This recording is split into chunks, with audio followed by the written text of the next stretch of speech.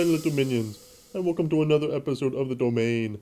It is I, Dr. GriGri, the Wizard of the Weird, and your ambassador to my world of Necropolis. Today I'm going to bring you a very talented young filmmaker. His name is Jay Ruzicka, and Jay will be showing us today 3 of his short films. Let me conjure him up for you via the cauldron. Hooka dooka doo, hooka dooka poo.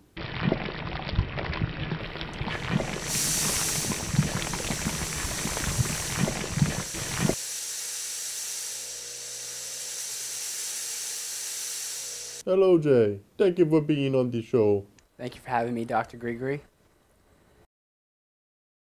What are the movies you are going to be showing us tonight? My first horror film was Cinemassacre. Then came The Resident, and my newest one is Under the Apple Tree. What is Cinemassacre about? Cinemassacre is about a bunch of kids who are shooting a film in the middle of nowhere. They're shooting a zombie film, and a real zombie shows up on set. Because they're shooting a zombie film in the same place where a real zombie sighting happened the month before. Of course, that is how it always happens. So then a real zombie shows up, and the director and the rest of the cast and crew have no idea that this is a real zombie, and they think it's just an actor. It is very hard to tell the difference between a zombie and an actor. And havoc ensues. Who stars in the movie? It stars Mark Bazula, who is an Albany actor, and Brittany Pachota, who's a new actress who resides in the Troy area. And also in the film, there's appearances made by director Michael Caslow to Archangel Production Zone.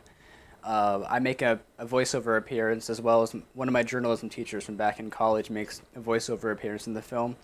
And the person who plays the zombie is a young actor named David Alliger, who did a great job, and we are very fortunate to have him. Was he really a zombie?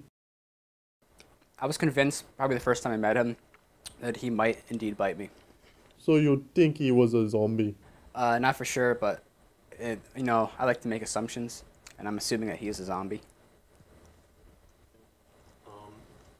What inspired you to make Cinemassacre? Basically, I wanted to shoot something that had to do with zombies. I wanted to make a zombie film, but at the time I didn't have a very big budget. So my whole thought process was, well, we can do a horror film with one zombie. Then I thought, well, a horror film, I've never made a horror film before. What if it's not scary? Oh, I got it. I'll do a horror comedy. So it's kind of elements of horror and comedy both mixed into each other. So in case my special effects, which in case they turned out goofy, which they did, you could at least laugh at them, and the purpose would be to laugh at them instead of being totally horrified by them. Horror and comedy mixes well together. Much like brownies, they mix together. Where did you get the idea for the title, Cinemassacre? I was sitting in a coffee shop one day. I like to write in places that are quiet. I always get my best ideas in quiet areas. So I walked into this coffee shop one day and just jotting down titles. And I thought of the name, the word cinema.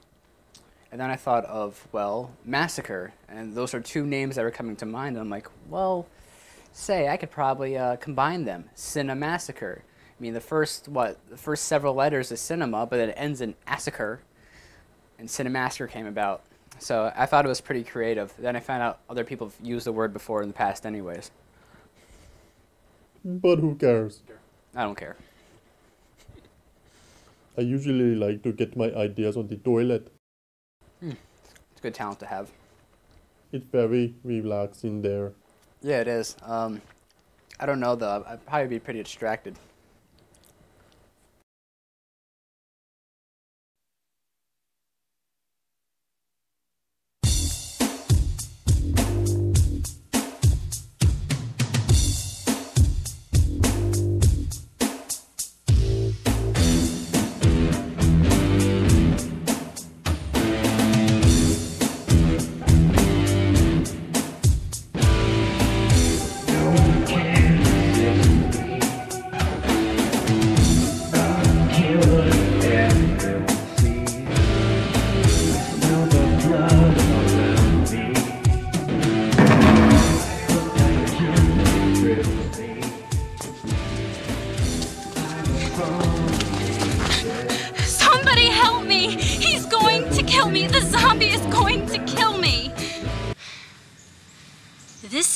so stupid. Cut. Come on, Michael. Who am I calling out to? We're in the middle of nowhere.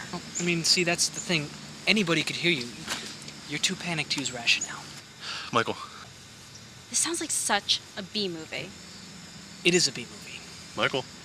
I want to change, Michael, or you can count me out of your movie.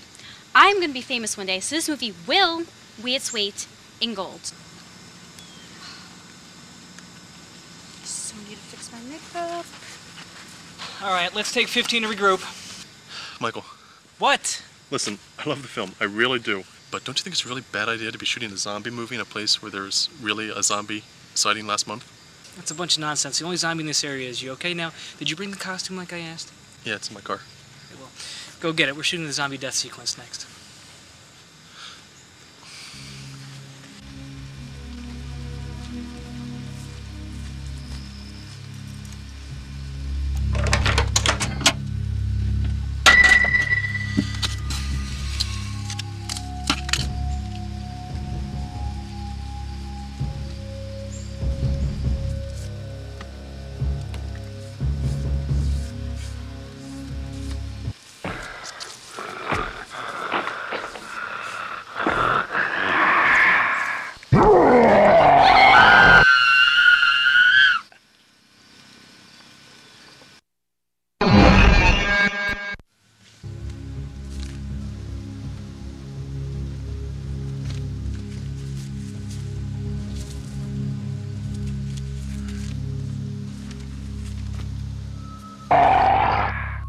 Jesus Christ, Andrew, you scared the hell out of me. That thing looks realistic.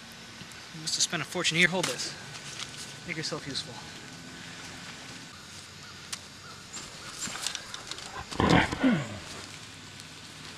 Excuse me, move. Hurry us up, please. I have dinner with a very important person tonight.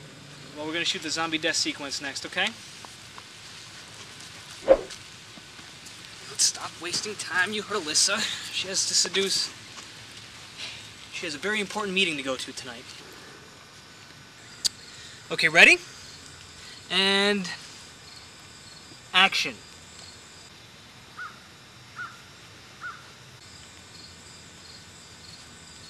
Kill her.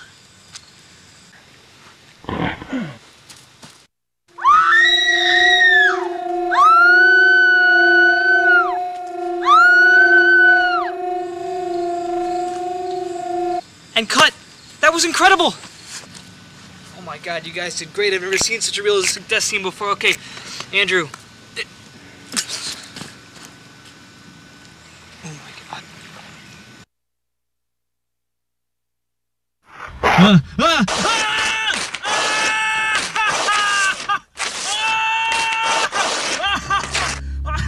It's so realistic.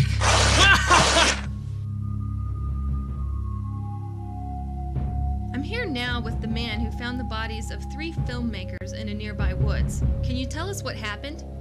Yeah, me and my friends were fishing, and we pulled the boat in. We were walking up towards the car when I stepped on something that sounded like bones breaking or something. So my friend shined a flashlight on it, and there was a dead girl who looked like she had been eaten. So about half an hour later, we reported it to the police. That's my story, and I'm sticking to it. What is the next movie you are going to be showing us? The second one's called The Resident. It has very much of the same cast and crew as Cinemassacre. Stars Brady Pachota again, and Mark Bazula, and Michael Kaslow, number 2. And basically it's just about a girl whose fiance, supposedly, her and her boyfriend or fiance move into a new house. And in this new house, the girl does not feel comfortable. She thinks that it's haunted, or because she heard in town, somebody in town told her, oh, you know, your place is haunted. So now she's freaking out. She's home alone. Her boyfriend's at work. And now she's like, oh, well, I don't feel comfortable being here. And Where did you film it? we filmed it in Ballston Spa, New York. It's about 15-20 minutes from Albany. We got this location, but it was a silly experience because we had 4 hours to shoot 5 pages, so it was a very rushed experience. But at the end, I felt that what we got from the final picture was actually something that I was really proud of doing in the first place. So even if we didn't have enough time, or at least the time that I wanted, the end result was something I was very proud of. Do you like to use the same actors over and over and over and over and over and over again? I like working with the same people. I like surrounding myself with the same people because I'm comfortable with them. I know what they're capable of. You know, I've had experiences before when I've had somebody come on set who I don't know real well, and 5 minutes later I'm like, what's the first bus we can put this person on? But do you put those people on the bus or under the bus? depends how much I dislike them. There's a few people I want to put under the bus. A lot of people actually. And where does this bus go? Well, I mean, the bus can go anywhere, just as long as it's off my set. You have buses on your set? I wish we did. We don't have the money for a bus on the set. If we had money for the bus on the set, I'd have a bus there whether or not we needed it. It's like, we don't need a bus, but I want to have it there because we can afford it. You know, when you have that type of money, you do things that don't make sense just because you can. How's the brownie? It's delicious.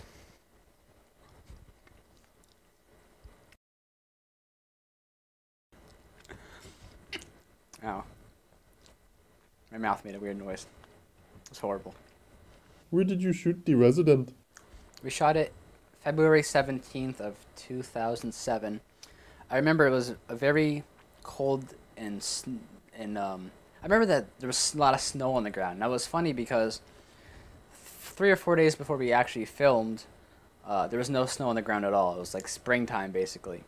Like 2 nights before we shot the film, it snowed like 3 feet. So it's right on Valentine's Day. So we had 3 feet of snow, and I remember we had to get a shot through the window. It was myself, Michael Caslow, and Mark Pizzula trying to get a shot through the window at Brittany Pichota sitting on the couch talking on the cell phone.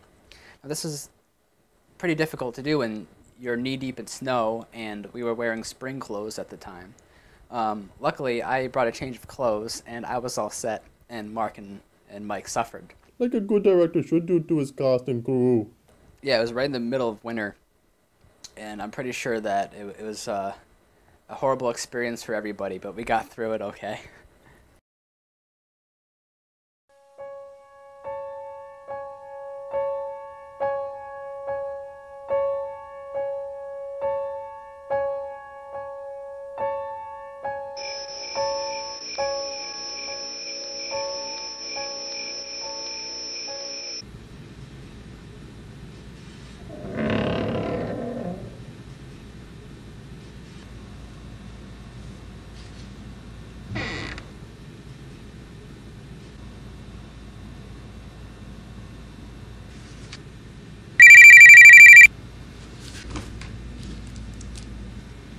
Hello?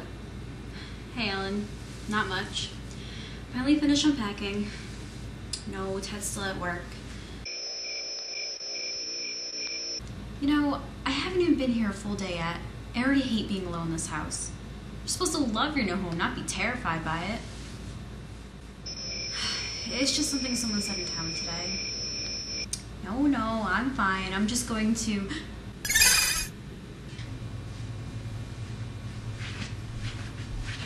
I thought I just saw someone out my window. No, I'm serious.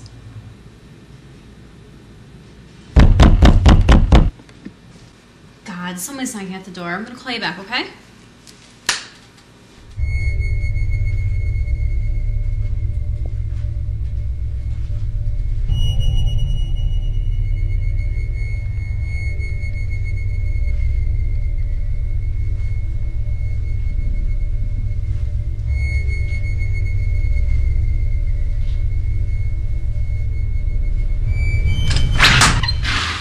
Oh!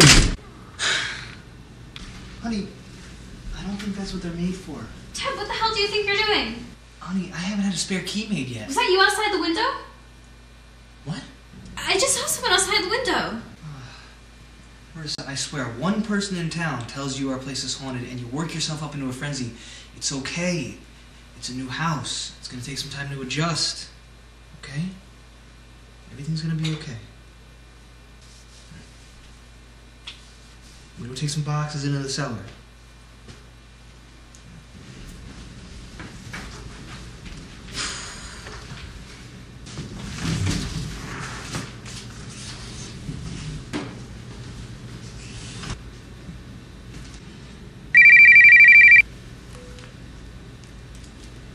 Hello? Hey, hon, it's Ted. Listen, they have you working late tonight. I left a number for a pizza place on the fridge. Ted, what are you talking about? I just saw you a second ago. Home at light on. Ted. 11. Ted. Wait, what?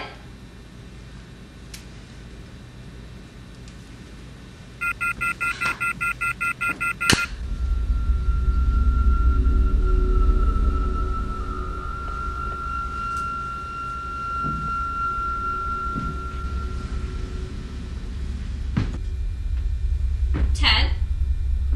Is this your idea of a joke? Ted?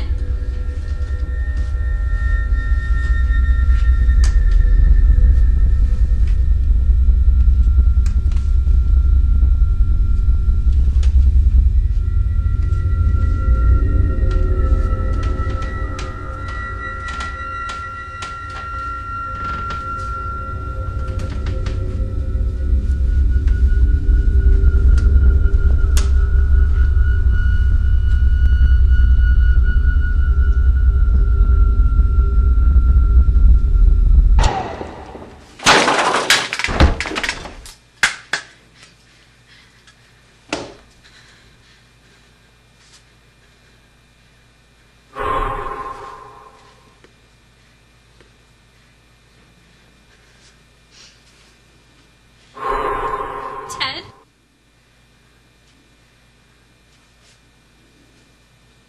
Ted's not here. This is my house. No one will take this place from me.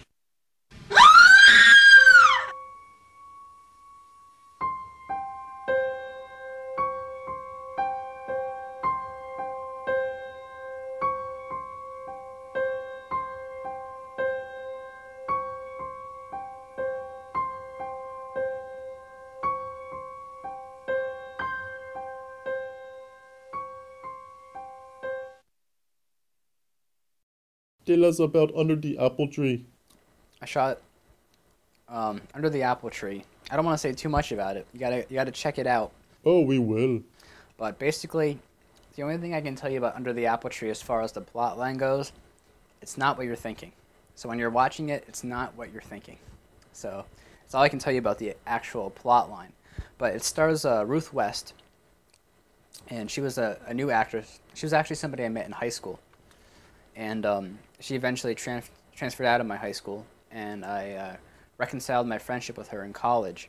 So she came in and did this film for us. I asked her, hey, do you act? Oh, yeah, I do some acting. Is that how she said it? Yeah, that's exactly how she said it, too.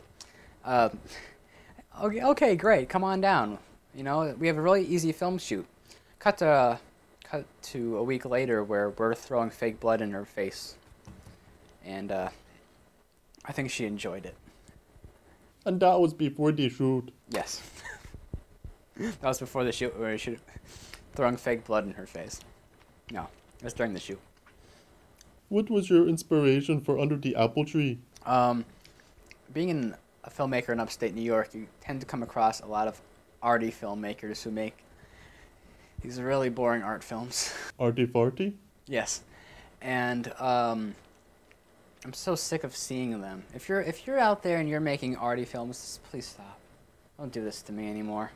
I think I've been tortured enough in life where I have to watch more of these things. So it was kind of a way to lure, because I'm going to show this film at a bunch of film festivals in upstate New York, and it's funny because the same people who make, like, you'll see like a dolphin crying and it'll say like Finn, and then they'll have like some guy playing the banjo, and then like you'll see like a baby like look into the sky, and then you'll see a chocolate bar float across the sky, and then it'll say like happy. And I'm really sick of seeing this stuff. So I figured that with this film, I lure people into a comfort zone, and then I reveal my true colors at the very end. So it's basically, I was actually writing it in class one day when I should have been paying attention, but I wasn't.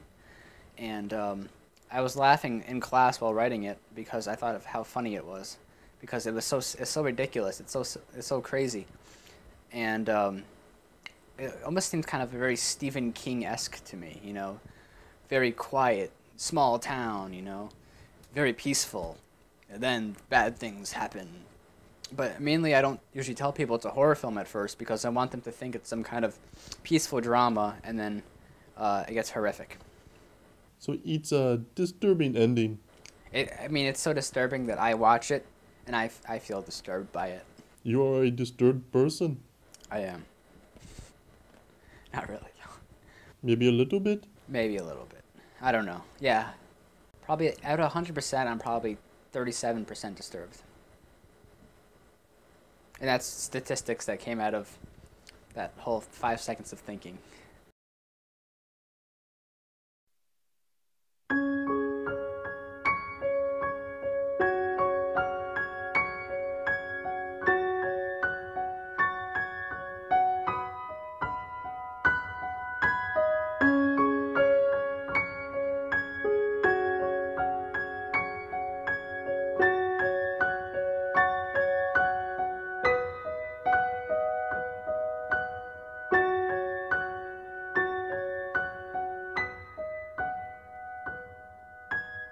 I remember visiting my grandma's cabin when I was a young girl. Everything there seemed so peaceful, so quiet, so relaxing. It's like it woke something deep inside of me, something that I can't describe. I went down to the lake to feel the cool breeze of the water splashing up onto the shore. That's when I saw him. A young man named William, uselessly chopping away at an old stump. He was venting. He told me he was down there because he wanted to get away from his uncle. His uncle would get drunk and beat him. He found peace down by the lake. William seemed like such a nice boy, and I felt bad for him. I wanted to take away his pain. So I did.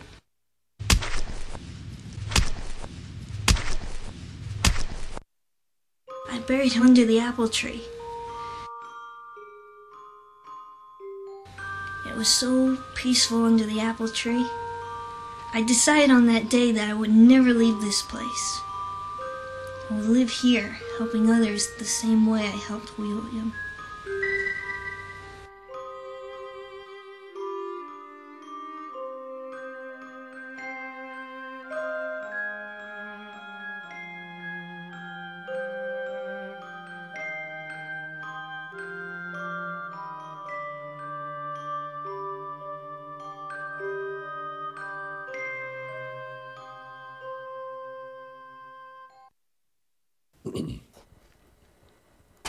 My brownie broke.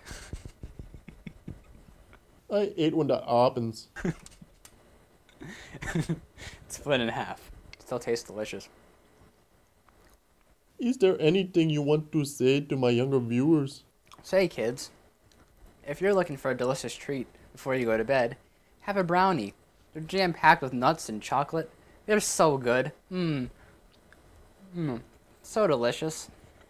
What are we doing? What is your favorite candy? I really enjoy Snickers bars and Hershey's bars. I like Hershey's bars because I can make s'mores. And I like Snickers bars because the commercial says, "Hungry, why wait?"